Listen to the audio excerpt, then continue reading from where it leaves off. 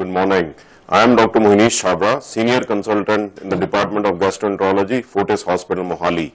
Today I will be giving you some important information regarding hepatitis B and C on the eve of World Hepatitis Day.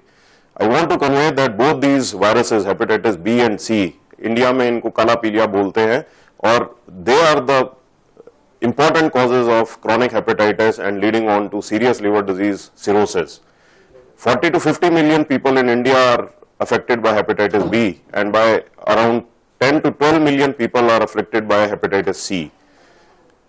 1 lakh Indians die of hepatitis B related diseases annually in India. So these two diseases are very dreaded diseases and lead to irreversible liver injury, cirrhosis, hepatocellular cancer and death. Both hepatitis B and C are spread through blood and blood products. So any people who have received blood transfusions, are on dialysis, people with multiple sexual partners, people who receive multiple intramuscular injections, thalassaemic children who receive frequent blood and blood products are prone to get these infections of Hep B and Hep C.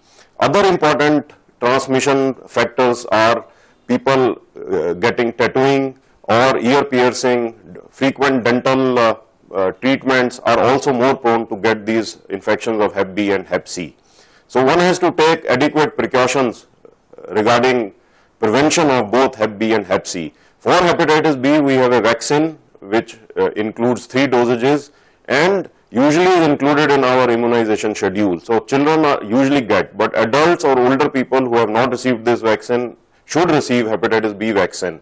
For hepatitis C, we don't have any vaccine. It is only the universal precautions which can prevent transmission of this virus. If we see the symptoms of both these infections, there is a large asymptomatic phase. Majority of people are do not have any symptoms, and even if they have symptoms, they are very non-specific and minor, like fatigue, loss of appetite, nausea, early morning vomiting, body aches. So these symptoms usually one never suspects with these symptoms that patient is having Hep B and Hep C. So when they get their liver function tests, SGOT, SGPT are raised, then we suspect that these patients could be having Hep B and Hep C, and they have very simple blood tests, card tests, HbS-AG and NT-HCV. Through them we can diagnose both Hep B and Hep C. After getting these tests, we have to really stage a patient.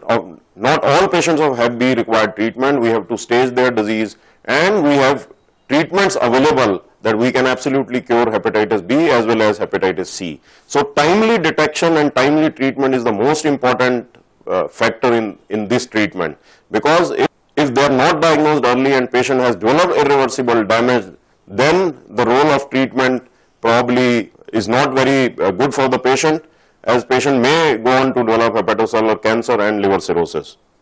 So hepatitis B has lot of drugs which are available, oral drugs which we can use and cure the patients. For hepatitis C, peg interferon and ribavirin are used for 24 weeks for treatment. Some people think that if they have hepatitis B or C, it is like a death warrant. But I want to say and reassure people that if we can diagnose early, these diseases can be fully cured and people can be benefited by the treatment, and we can prevent irreversible liver damage of cirrhosis and hepatocellular cancers.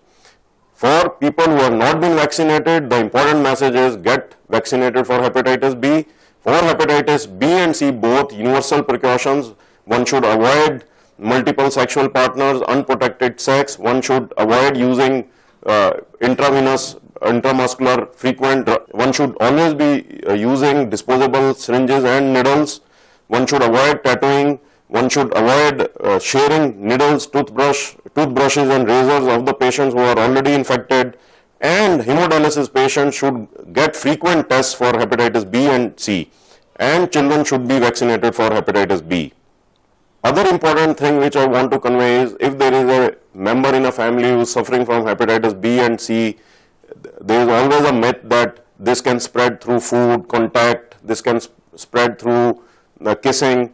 I just want to assure that hepatitis B and C cannot spread by if you have eaten food, by sharing food, or by close contact with the patient in a family. This cannot spread through air or water or through food. This only spreads through blood and blood products. So one should not isolate these patients, or should not think that these patients are untouchable, and you should not isolate their food or isolate their things.